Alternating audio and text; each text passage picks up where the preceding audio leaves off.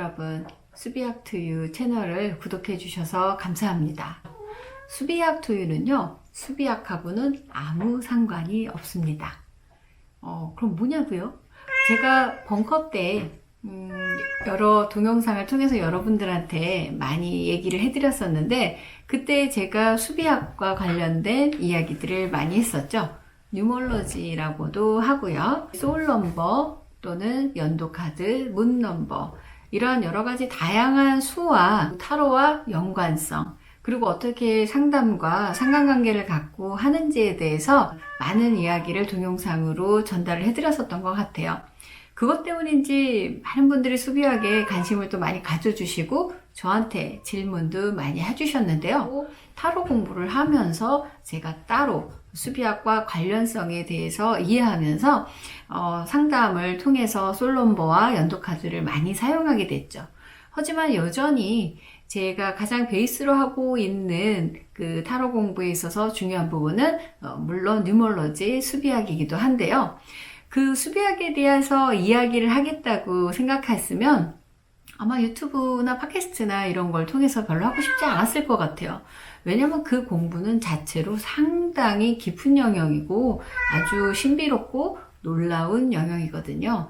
그걸 제가 지금부터 한다는 건 너무 오랜 시간이 걸리고, 제 전문은 타로이고 상담, 그리고 여러분들과 함께 할 수 있는 이런 시간을 만드는 게 바로 제 전문성이기 때문에 가장 잘할 수 있는 걸로 여러분들한테 도움을 드리거나 아니면 함께 얘기를 하는 게 제일 중요하다고 생각했습니다. 그래서 수비학투유는 사실은 3가지 그리고 1가지 더해서 재밌는 코너로 이루어져 있습니다. 수비학에서 먼저 수는 수다 편입니다. 제가 다양한 분들 또는 게스트 그리고 국민TV의 맹아나운서님과 매주 한 번씩 수다로 터는 타로와 상담과 제 전문인 소울넘버에 관련된 이야기를 재밌게 수다로 풀어보는 시간이고요. 그 다음 수비학의 비, 이거는 비밀이라는 의미의 단어인데요. 어떤 비밀인가? 바로 영업 비밀입니다. 제가 어떻게 가늘고 길게 이렇게 타로 상담을 할 수 있었는지에 대한 저만의 노하우랄까요? 그런 필살 기법 같은 비밀을 공개하는 시간을 갖도록 하고요. 어쩌면 저를 또 통해서 다른 많은 영역에서 자신만의 어떤 비밀스러운 노하우를 가지신 전문가분들을 모시고 같이 얘기해 볼 수도 있겠죠. 3번째, 수비학의 학입니다. 이 학은 바로 오늘 얘기를 드리려고 하는데요. 이 학은, 야, 라삐, 일로 와. 일로 와. 시끄러워. 일로 와.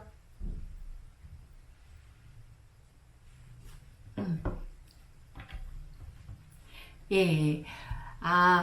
방금 전에 이상한 소리가 났죠? 바로 저희 집 첫째 라삐입니다. 여러분들 아시는 분들은 아시고 모르시는 분들은 이번에 좀 한번 소개를 해드릴 텐데, 제가 5마리의 고양이와 함께 살고 있거든요. 그래서 지금 이 유튜브를 녹화하고 있는 상황에도 많은 고양이들이 아래 우글우글우글 하다라는 것만 좀 이해를 바랍니다. 그래서 가끔 이상한 사운드가 나올 수 있어요. 그럴 때 여러분들이 얘네들이 놀고 있구나, 그렇게만 생각해 주시기 바라고 양해를 좀 부탁드리겠습니다. 어디까지 얘기했죠? 아까 얘기 드렸었던 바로 중요한 학교. 중요한 학교는 제 클래스의 이름입니다. 그냥 중요하지 않은 건 없겠지만 타로를 통해서 여러분들과 만나는 그 클래스의 학교를 재밌게 한번 꾸며보기 위해서 중요한 학교라는 이름을 지었고, 또 그걸 통해서 우리가 상담가가 되고 상담을 할 수 있을 때 중요한 상담소라고 해서 함께 이어나갈 수 있는 이름을 지었었어요. 그래서 오늘 하려고 하는 그 3번째 수비학의 학교편,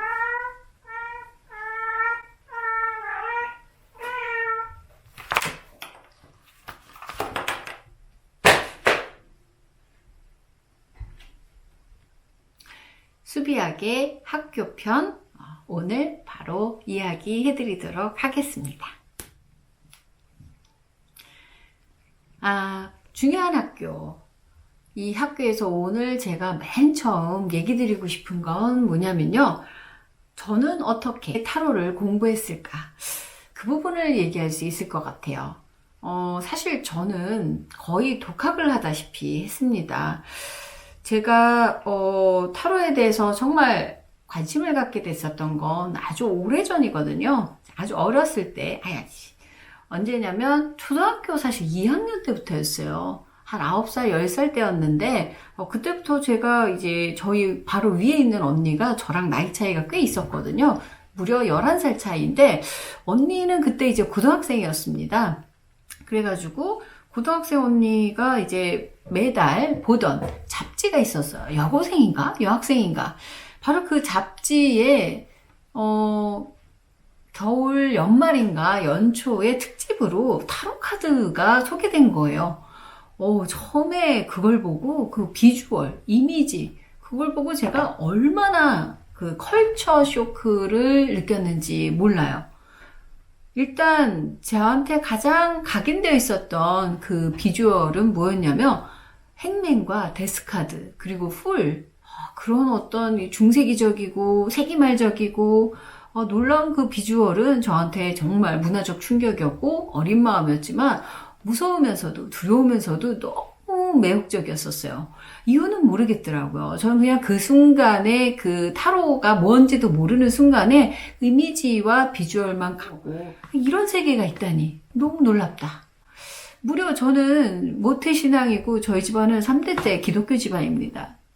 거기다가 저는 열심히 성가대를 어릴 때부터 해오고 성경 공부를 해오던 아주 착실한 크리스천이었거든요. 무려 어릴 때부터 그런 거에 빠졌다라는 게 아마도 기독교적인 집안 배경, 분위기하고 같이 좀 맞아 떨어졌었던 것 같아요. 어렸을 때부터요.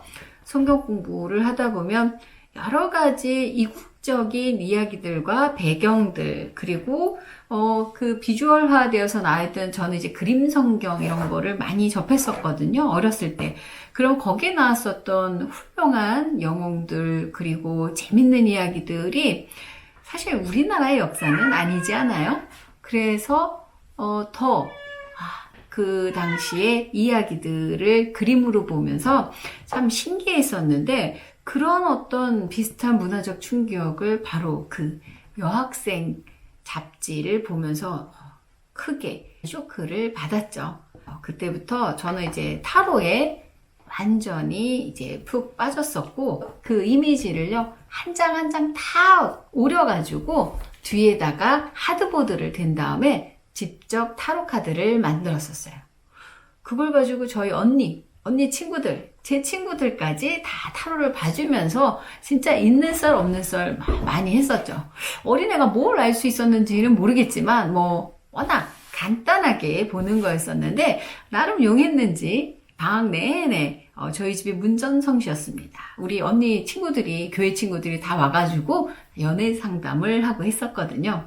신기하게도 언니들이 너무 좋아해서 내가 이걸로 이렇게 많은 사람들한테 칭찬을 받고 뭔가 되게 특별하다라는 느낌을 받는 그 순간을 이미 40년이 다 되어가는 이 순간에도 아직도 잊을 수가 없어요. 그때부터 아마 저는 이 공부에 매료되어 있었던 것 같고 타로라는 거에 푹 빠져서 지금까지 해올 수 있었던 것 같아요. 운명 같은 거죠. 어쨌건 그 이후로 저는 여러 그 방면으로 찾아다니면서 어떻게 타로 공부를 할 것인가 많이 고민을 했었는데 사실상 방법은 별로 없었어요. 그러다가 정말 우연하게 알게 된 이 타로 카드 그리고 이걸 어떻게 공부하는가 그 방법을 찾아갔었던 게 사실 저만의 어떤 기나긴 여정이 아니었나 싶어요. 바로 여러분들이 잘 알고 계시는 바보의 여정의 시작이 됐었던 거죠. 그야말로 0에서 시작하는 아무것도 없는 데서 그냥 점프를 할 수밖에 없는 무모한 시도였었는지는 모르겠는데 저로서는 그냥 무언가 이끌리듯이 이제 추종할 수밖에 없었기 때문에 지금 생각해도 어떤 힘에 의해서 그렇게 됐는지는 사실 저도 잘 모르겠어요. 그냥 이유가 없는 거죠. 대신 여러분들한테 제가 꼭 얘기 드리고 싶은 건 뭐냐면요. 이 타로 카드가 이제는 많은 사람들이 쉽게 공부할 수 있고 또 많은 정보가 있기 때문에 여러분들이 혼자서 공부를 해 나가시는 게 그렇게 이제 어렵지는 않습니다. 그리고 어쩌면 많은 선생님들 더 훌륭하시고 아주 많이 알고 계시는 분들한테 직접 배우시는 것도 정말 큰 도움은 되지만 우선은 무엇보다 중요한 게 나는 왜 타로 카드를 하려고 하는가를 이해하셔야 되거든요. 그게 분명하게 서 있지 않다면 여러분들도 타로 공부를 시작하는 거는 정말 저 바닷가 모래에서 바늘줍기와도 같습니다. 그럼 저는 어떻게 이 타로 공부를 했는가에 대해서 먼저 여러분들이 저한테 질문을 하시기 전에 제가 여러분들한테 먼저 질문을 하나 하도록 하겠습니다. 여러분, 이 질문은 정말 중요합니다. 그러니 노트에 꼭 쓰시기 바라고 밑줄도 쫙 긋고 형광펜으로 미친 듯이 동글뱅이 친 다음에 찢어서 씹어서 드셔야 됩니다. 무엇이냐면요. 나는 왜 타로를 하려고 하는가입니다. 여러분들이 그 이유를 찾지 못하신다면 여러분들의 공부는 방법이 없어요. 왜 타로를 할까? 그냥 막연히 취미인가? 앞으로 상담을 통해서 오랫동안 직업으로 삼고 싶은가? 이걸로 돈을 많이 벌고 싶은지, 아니면 이걸로 내가 그냥 어떤 안드로메다의 세계로 가서 한번 영성을 한번 느껴보고 싶은지, 여러 가지 분명한 이유가 있을 거라고 생각하는데요. 일단 거창한 이유 말고 지금 당장 나는 왜 이걸 할까에 대해서 한번 질문을 해보세요. 그 이유가 왜 중요하냐면요. 아마 여러분들이 그 다이어트만큼 가장 많이 실패할 수밖에 없었던 작심삼일 중에 하나가 영어 공부일 것 같아요.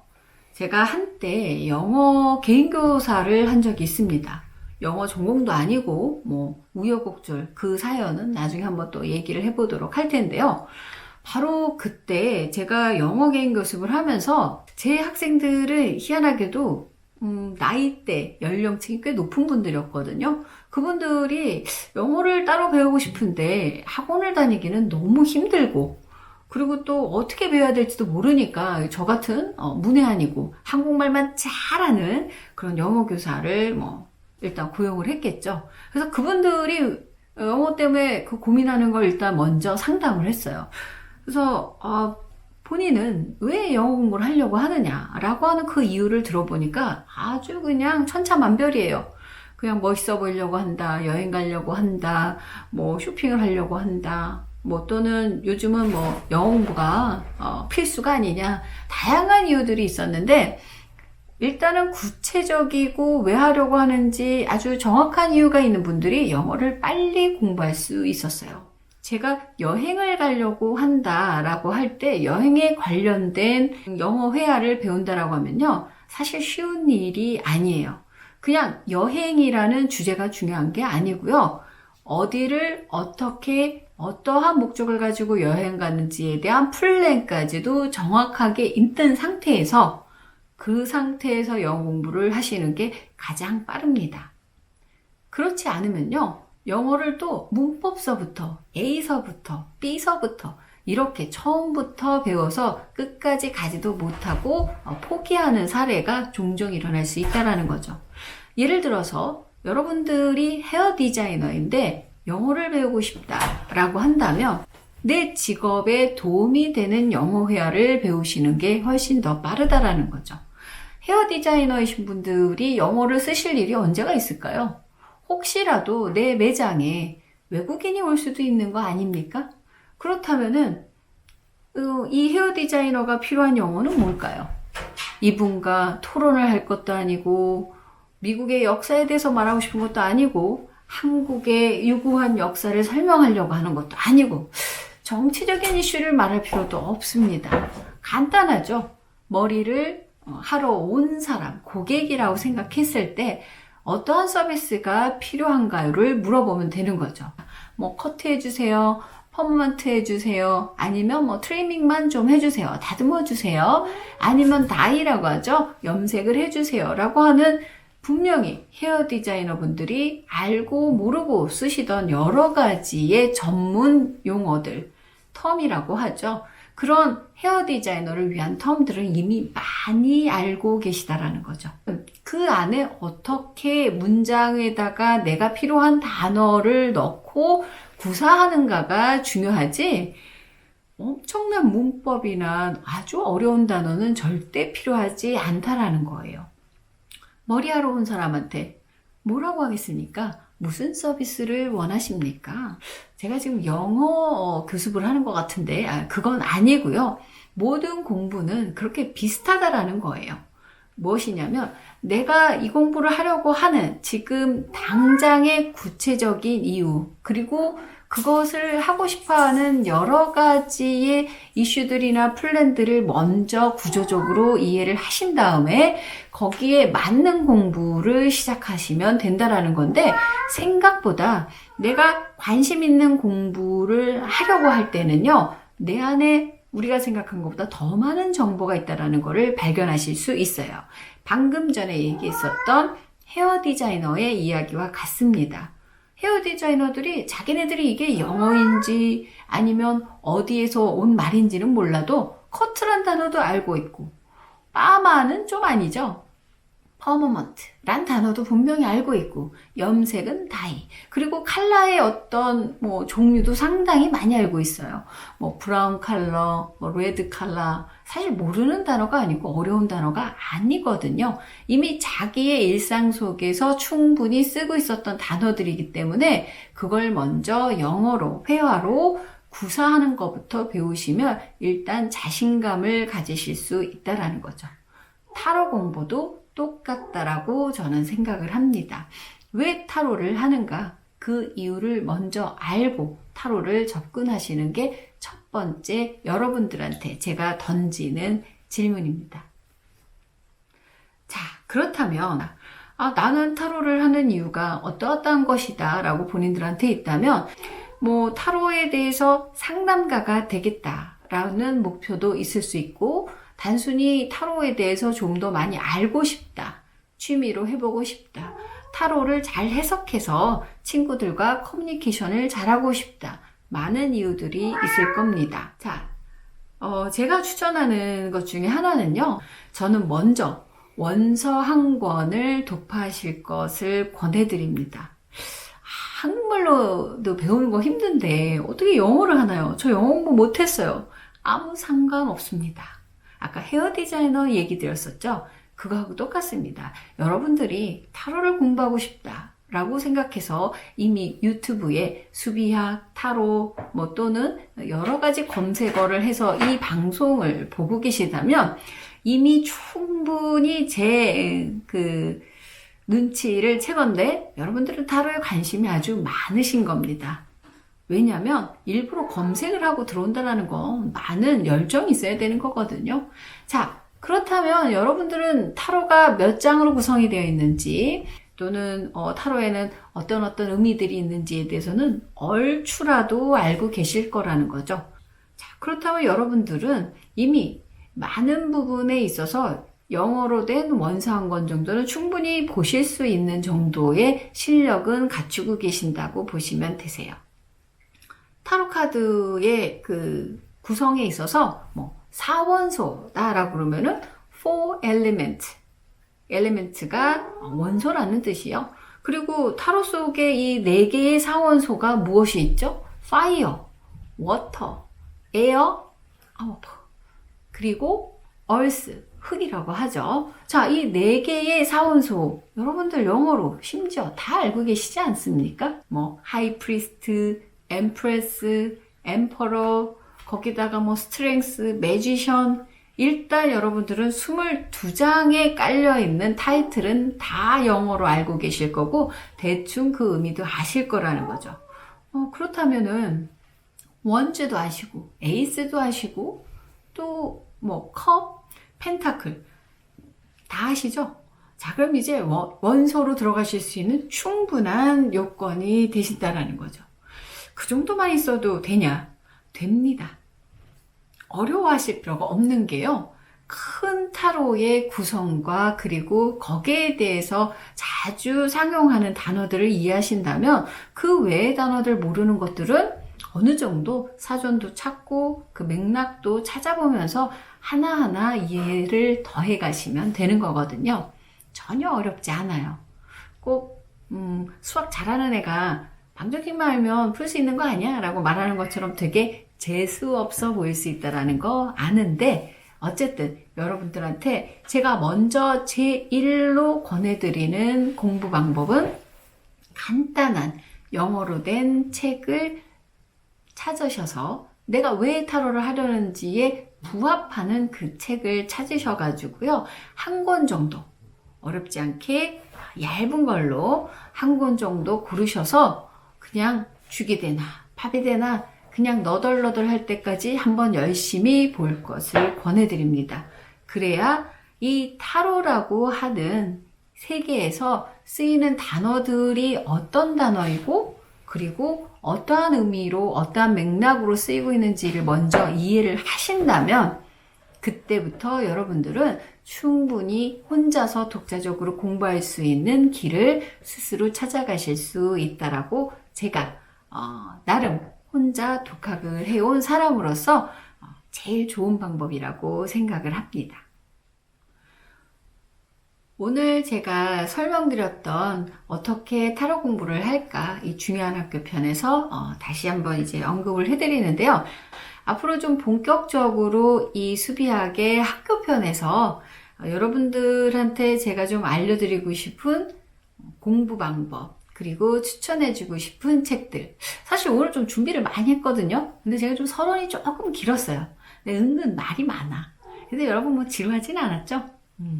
그럴 거라고 꼭 믿고요. 거기다가 지금 온 동네 지금 5마리 고양이가 막 주변에서 완전 지랄해가지고 집중이 제가 졸라 안 돼요. 그래서 오늘 여기까지만 좀 얘기를 드리는데 준비를 진짜 많이 하긴 했어요. 여기 보시면 여기 책들도 여러분들한테 소개하려고 이렇게 책들도 많이 갖다 놨거든요. 그래서 요번 시간까지는 제가 그냥 맛배기로만 얘기를 드리고, 그리고 여러분들 아까 제가 질문 드렸던 왜 나는 타로를 하려고 하는가, 거기에 대해서 여러분들이 생각하신 게 있으시다면 댓글을 좀 많이 달아주세요.